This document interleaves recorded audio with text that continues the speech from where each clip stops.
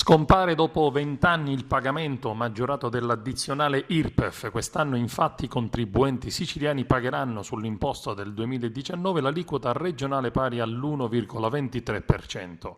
Un buon risultato certamente.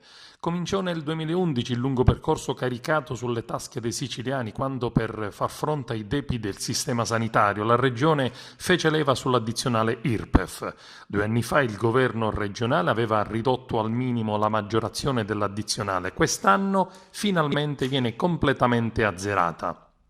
Esulta Gaetano Armao, vicepresidente della regione ed assessore all'economia, che è sicuramente tra i protagonisti del risultato. È stato portato a compimento il lungo percorso di risanamento già riconosciuto dalle agenzie di rating, in particolare in maniera sanitaria. Da 2 anni si è passati alla riduzione dell'opposizione fiscale varata nel 2017.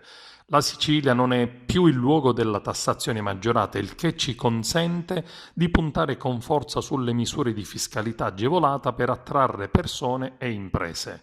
L'azzeramento della maggiorazione dell'addizionale dell'IRPEF era stato previsto dalla legge finanziaria del 2015 proprio a partire dall'anno di imposta 2020, norma che il governo Musumeci ha confermato. Rimangono invariate, rispetto allo scorso anno, le aliquote IRAP per le imprese e la pubblica amministrazione.